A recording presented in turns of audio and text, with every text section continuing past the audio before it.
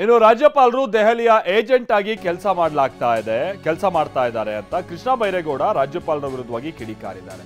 ರಾಜ್ಯಪಾಲರು ದೆಹಲಿಯ ಏಜೆಂಟ್ ಆಗಿ ಕೆಲಸ ಮಾಡ್ತಿದ್ದಾರೆ. ಛೀಮಾರಿ ಹಾಕಿಸಿಕೊಂಡಂತ ವ್ಯಕ್ತಿಯ ದೂರನ್ನ ಇವರು ಪಡಿತಾರೆ ಅಂತ ಅಂದ್ರೆ ಇವ್ರ ಉದ್ದೇಶ ಏನು ಅನ್ನುವಂಥದ್ದು ಕೃಷ್ಣ ಬೈರೇಗೌಡ ಪ್ರಶ್ನೆ ಮಾಡಿದ್ರೆ ಟಿ.ಜೆ. ಅಬ್ರಾಹಂ ವಿಚಾರ ಇವ್ರು ಹೇಳ್ತಾರೆ. ಇವರು ಹಿಂದೆ ಬೇರೆ ಬೇರೆ ಪ್ರಕರಣಗಳಿಗೆ ಸಂಬಂಧಪಟ್ಟಂಗೆ ಇವರಿಗೆಲ್ಲ ಕೋರ್ಟ್ ಛೀಮಾರಿ ಹಾಕಿದೆ. ಅಂತ ಮಂದಿಯಿಂದ ಇವರು ಕಂಪ್ಲೇಂಟ್ ಅನ್ನ ಸ್ವೀಕರಿಸಿ ಅದ್ರ ಮೇಲೆ ಶೋಕಾಸ್ ನೋಟಿಸ್ ಅನ್ನ ಕೊಡ್ತೀರಾ. ಆದ್ರೆ ಜನಾರ್ದನ್ ರೆಡ್ಡಿ ವಿರುದ್ಧ ನೋಟಿಸ್ ಕೊಟ್ಟಿಲ್ಲ. ಮೊಟ್ಟೆ ಸ್ಕ್ಯಾಮ್ ನಲ್ಲಿ ಶಶಿಕಲಾ ಜೊಲ್ಲೆ ವಿರುದ್ಧ ನೋಟಿಸ್ ಕೊಟ್ಟಿಲ್ಲ. ನಿರಾಣಿಯ ಮೇಲೆಯೂ ಲೋಕಾಯುಕ್ತ ದೂರು ಕೊಟ್ಟಿದೆ. ಅದಕ್ಕೆ ಸಂಬಂಧಪಟ್ಟಂಗೇನು ನೀವೇನು ಕ್ರಮಕ್ಕೆ ಬಂದಿಲ್ಲ.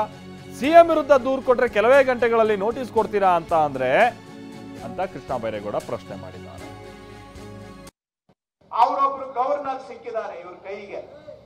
ಅವರು ಸಂವಿಧಾನದ ಕೆಳಗಿದಾರೋ ಅಥವಾ ಈ ಗವರ್ನರ್ ಸಂವಿಧಾನದ ಮೇಲಿದ್ದಾರ ಅನ್ನೋದು ನಮ್ಗೆ ಅರ್ಥ ಆಗ್ತಾ ಇಲ್ಲ. ಬಾಬಾ ಸಾಹೇಬ್ ಅಂಬೇಡ್ಕರ್ ಅವರು ಕೊಟ್ಟಿರ್ತಕ್ಕಂತ ಸಂವಿಧಾನ ಈ ದೇಶಕ್ಕೆ ಪ್ರತಿಯೊಬ್ಬರಿಗೂ ಇರ್ತಕ್ಕಂತ ಸಂವಿಧಾನ. ಆದ್ರೆ ಇವತ್ತು ಇವರು ಗವರ್ನರ್ ಬಂದ್ಬಿಟ್ಟು ಡೆಲ್ಲಿ ಏಜೆಂಟ್ ಆಗಿ ಇವತ್ತು ಈ ಗವರ್ನರ್ ಕೆಲಸ ಮಾಡ್ತಾ ಇದ್ದಾರೆ.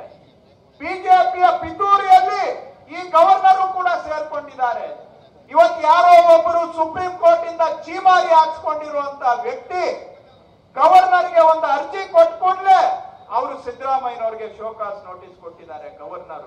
ಇದೇ ಗವರ್ನರ್ ಹತ್ರ ಬಿಜೆಪಿಯ ಮಂತ್ರಿಗಳಾಗಿದ್ದಂತ ಜನಾರ್ದನ್ ರೆಡ್ಡಿ ಅವ್ರಿಗೂ ಕೂಡ ತನಿಖೆ ಮಾಡಬೇಕು ಅಂತ ಲೋಕಾಯುಕ್ತದವರು ರಿಕ್ವೆಸ್ಟ್ ಕೊಟ್ಟಿದ್ದಾರೆ ಗವರ್ನರ್ಗೆ.